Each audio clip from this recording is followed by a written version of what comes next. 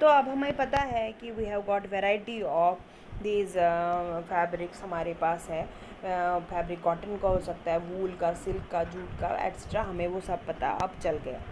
Now next what we have to do, हमें इस cotton में से या वूल में से जिस किसी भी कपड़े में से आप चाहो, आपको क्या करना है, आपको एक यान लेना है। तो यान को जब आप लोगे, आपको उसको हाथ में लेना है एंड उसको थोड़ा सा स्क्रैच करना है। तो स्क्रैच करने के बाद आप क्या देखोगे, इसमें छोटे छोटे स्ट्रैंड्स निकल आएंगे, ठीक है, छोटे छोटे रेशे निकल आएंगे।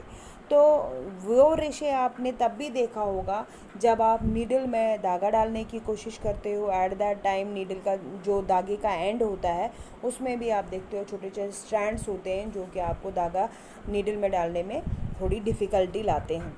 तो ये जो छोटे छोटे स्ट्रैंड्स होते हैं इन्हीं को बोलते हैं fibres. The thin strands of threads that we see are made up of still thinner strands called fibres. तो ये जो रेशे होते हैं बहुत ही बिल्कुल पतले पतले से होते हैं। अगर आप इन स्ट्रैंड्स को थोड़ा और देखोगे, आप देखोगे कि उनमें और भी छोटे रेशे निकल आते हैं। तो ये सब रेशे जो है ये क्या कहलाते हैं, फाइबर्स, ठीक है। तो आपने अब आपको थोड़ा ये तो थोड़ा समझ आया होगा कि जो हमारे पास फैब्रिक आता है वो कहाँ से आता है, वो यान से आता है। और यान जो है वो किसके बने होते हैं, वो इन फाइबर्स के बने होते हैं। And in short we can say fibres इकट्ठा होते हैं और उनको वो यान बनाते हैं, और यान जो है वो इकट्ठा होकर एक फैब्रिक बनाते हैं, ठीक है। तो हमारे पास जितने भी फैब्रिक्स होते हैं वो उन्हीं फाइबर्स के यान से बने होते हैं। कॉटन के रेशे होते हैं, जूट के रेशे होते हैं या सिल्क के, वही अल्टीमेटली फिर उनका धागा बनाते हैं और धागा फिर एक कपड़े में तैयार हो जाता है, ठीक है। तो अब जो आपका ये कपड़ा है, ये जो भी आपके पास फैब्रिक्स होते हैं या जो आपके पास फाइबर्स होते हैं इन फैब्रिक्स के, जैसे कॉटन का आपके पास है, जूट है आपके पास, सिल्क है आपके पास, वूल है आपके पास, जो ऑलरेडी आपने पढ़ा, वो आप कहाँ से आते हैं, वो बेटा आते हैं या तो प्लांट्स से या फिर एनिमल्स से या फिर केमिकल्स से, ठीक है।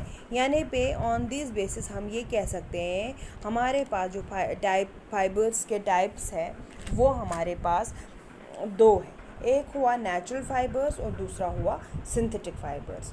नेचुरल फाइबर्स वो फाइबर्स होते हैं जो हमको प्लांट्स या एनिमल्स से मिलते हैं, ठीक है।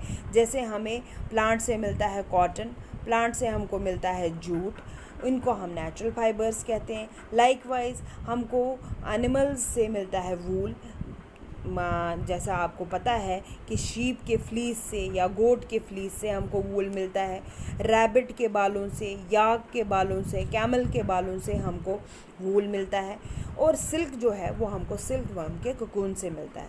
तो ये सारे के सारे जो हो गए, जो या तो प्लांट से आते हैं या तो एनिमल से आते हैं, इसलिए हम इनको टर्म करते हैं एज नेचुरल फाइबर्स।